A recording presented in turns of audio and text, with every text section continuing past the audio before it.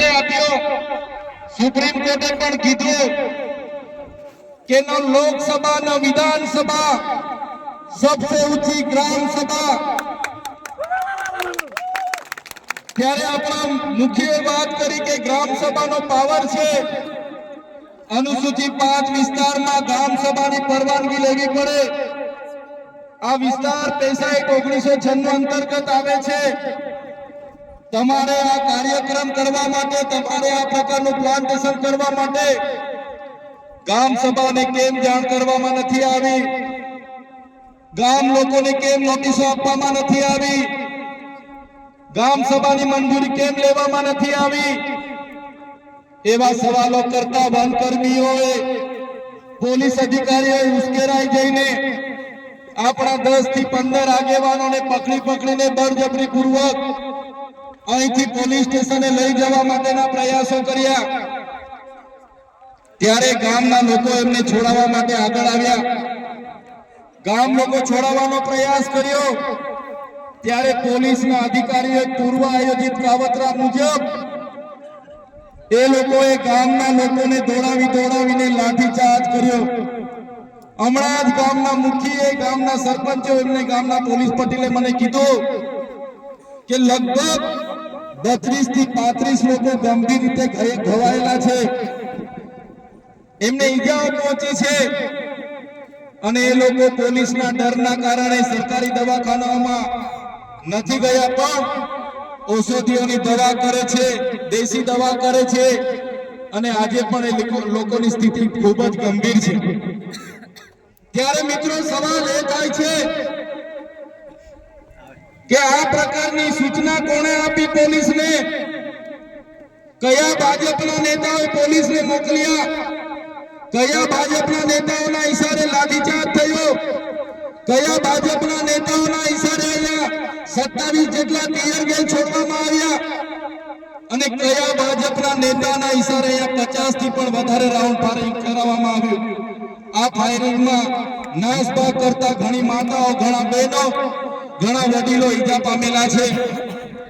ત્યારે સાથીઓ, આપણો આદિવાસી સમાજ એ સંવિધાન અને સંવાદમાં માનનારો છે।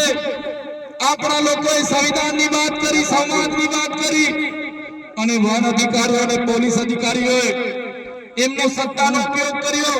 ભાજપના નેતાઓના ઈશારે આપણા લોકોને ડરાવવાનો, ધમકાવવાનો ઉપયોગ કર્યો, આપણા લોકો પર લાઠીચાર્જ કર્યો।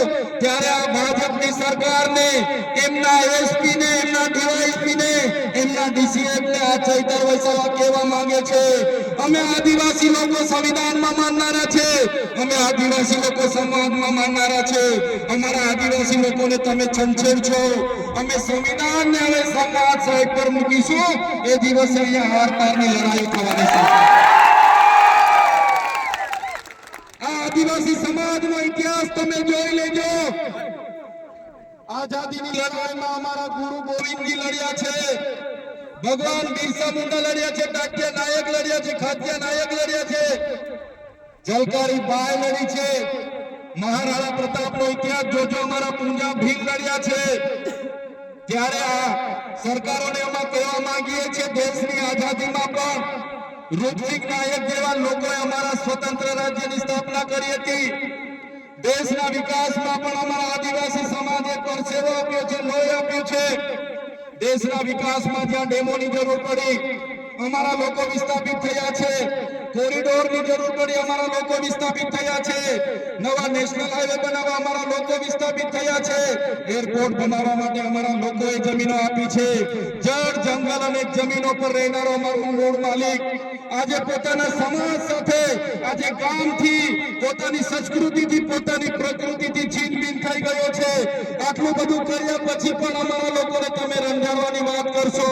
તે દિવસે અમે તીરકાંઠા નથી ચલાવ્યા, 13 તારીખે અમે ભાલાપાલિયા નથી ચલાવ્યા, પણ અમારી માતા બહેનોને હેરાન કરવામાં આવશે। આવનારા દિવસોમાં તીરકાંઠા પણ ચાલશે ને ભાલા। અમે વિકાસના સાથે અમારે કોઈ નિસ્બત નથી, વિકાસનો અમારે કોઈ વિરોધ નથી, પણ આદિવાસીઓના ભોગે વિકાસની તમે વાત કરો છો, એને હમણાં અમે સહમત નથી।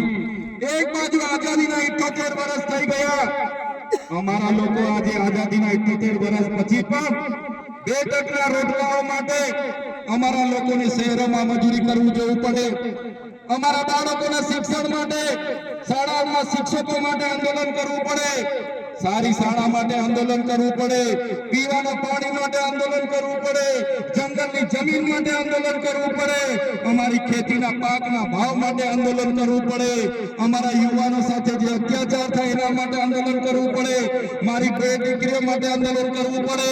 ત્યારે અમે આ સરકારોને કહેવા માંગીએ છીએ, આ તમારી મનુવાદી સરકાર, આ તમારી સામંતશાહી સરકાર, આદિવાસી સમાજ હવે જાગી ગયો છે. સરકારને અમે કહેવા માંગીએ છીએ, હવે અમારો સમાજ લડેંગે જીતેંગે, जिंदाबाद मुर्दाबाद, आगे बढ़ो. हाय सरकार, हाय हाय, आवेदन निवेदन હવે અમે કરવા માંગતા નથી. તમે પાડલિયા ગામ સાથે જે અત્યાચાર અમે કર્યો છે, જો આવનારા દિવસોમાં જે પણ લોકો પર એફઆઈઆર થઈ છે એ એફઆઈઆર રદ કરવામાં નહીં આવે તો આવનારા દિવસોમાં અમે પાલનપુર એસપી કચેરીનો ઘેરાવો કરીશું.